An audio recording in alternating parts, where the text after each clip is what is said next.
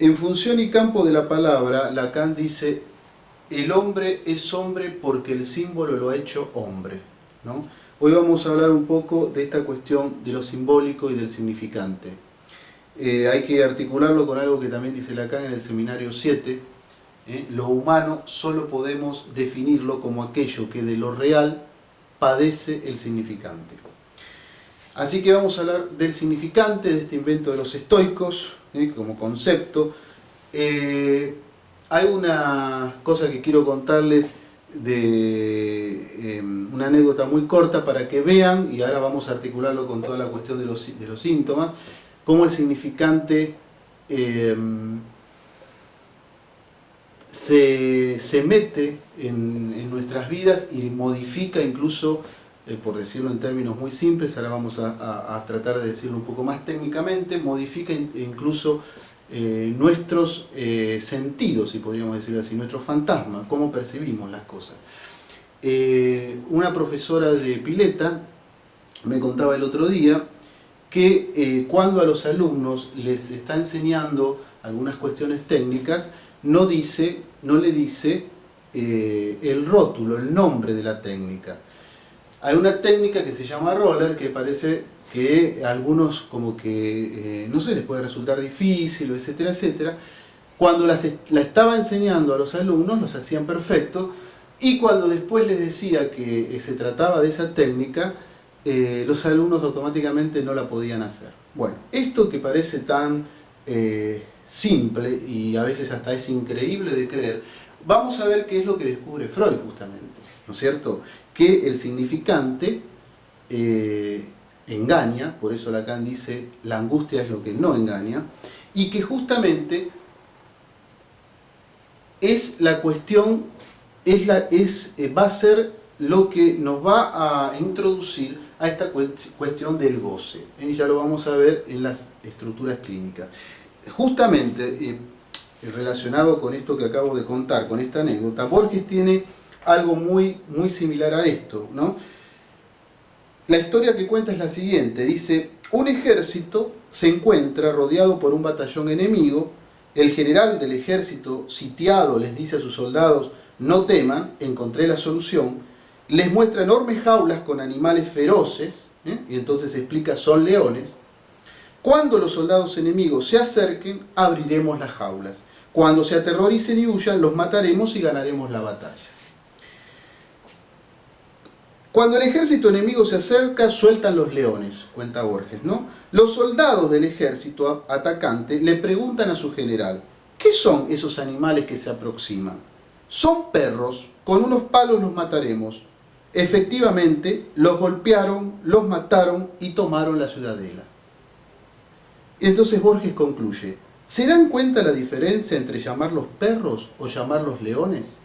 Bueno, el significante, como dice Lacan, tiene una función activa que genera el significado, ¿no? Esta es la pasión mediante, que es en realidad el padecimiento con que con que el cuerpo va a estar llamado a gozar. Porque nosotros, por un lado, vamos a tener cuerpo de goce, sustancia gozante, que la va a dar el significante.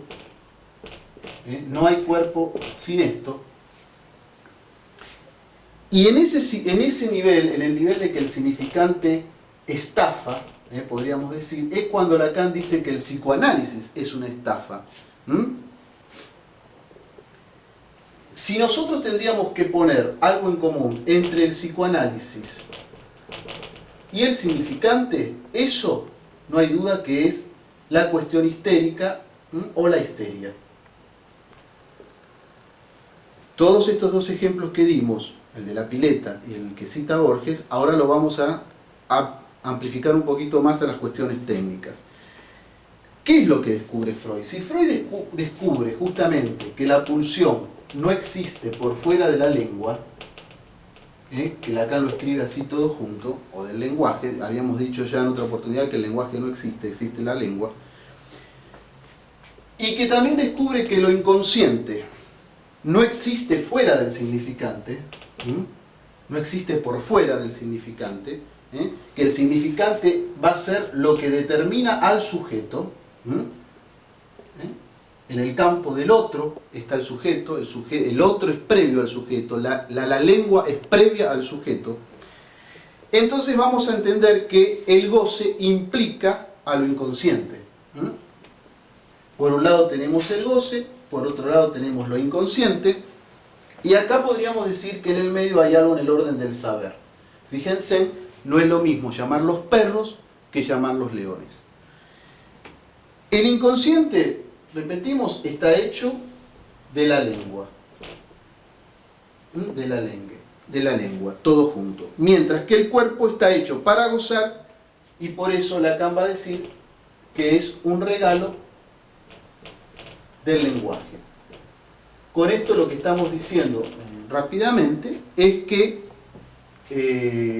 cuerpo y goce van juntos. Entonces ahora lo vamos a articular con la cuestión histérica y con los otros dos síntomas que son la fobia y la obsesión. En la histeria ustedes recuerdan lo que hablaba Freud sobre el dolor taladrante o la mirada penetrante y todas estas cosas como estaban ancladas en el cuerpo, ¿verdad? Fíjense en lo que dice Lacan en la tercera. Dice, lo inconsciente es un saber que se articula con la lengua, no anudándose a él el cuerpo que allí habla, sino lo real con que se goza. El fenómeno histérico, por eso pongo acá la histeria, que es la creadora, digamos así, del psicoanálisis, cuando Ana O le dice a Freud, escúcheme, déjeme hablar, la talking cure. El fenómeno histérico, nosotros lo habíamos visto bien cuando hablábamos del cuerpo, y el ejemplo que yo quiero recordarles es el de la botella de Dom Pérignon. El sujeto era una paciente histérica, un caso muy conocido, donde solo podía llegar al orgasmo si se masturbaba con una botella de Dom Pérignon. Ustedes tienen que escuchar el significante, Dom Pérignon, no era cualquier botella de champán. Una botella de Dom Pérignon, saben que es uno de los champán más caros del mundo. Entonces, la cuestión, por ejemplo, pasando a la fobia, que no es más que una histeria, la fobia incluso es una plataforma giratoria, que uno puede girar hacia la histeria o hacia la obsesión. Pero vamos a tomarlo como síntoma. ¿Qué hace el sujeto histérico? El sujeto fóbico, ¿qué hace? En realidad el neurótico en general, pero específicamente el fóbico. Bueno, coloca un significante a su angustia. Coloca un significante a la angustia. Una cosa es angustiarse y no saber con qué, y otra cosa es decir, bueno, es el caballo. En el caso de Hans, recuerden que la metáfora fóbica es reemplazar al padre por el caballo. Este es el caso paradigmático fóbico de Freud, que es Hans. Es decir, que a la metáfora paterna le vamos a sustituir la metáfora fóbica. En función de que está fallida la metáfora paterna, el fóbico la sustituye, le coloca un significante a su angustia. Esto en general es lo que hace la neurosis, no solo el fóbico. No se olviden que cuando hablamos de angustia hablamos del deseo del otro. Es decir, que una cosa es no saber qué quiere el otro y otra cosa es encontrar que hay un significante que lo está representando para este otro. Acá también por eso tenemos en la fobia el fetiche, digamos que es la prima hermana de la cuestión fetiche, y por eso Lacan en el seminario 4 va a hablar mucho de esta cuestión. ¿Y qué pasa en la neurosis obsesiva? Con el caso paradigmático es el hombre de los lobos.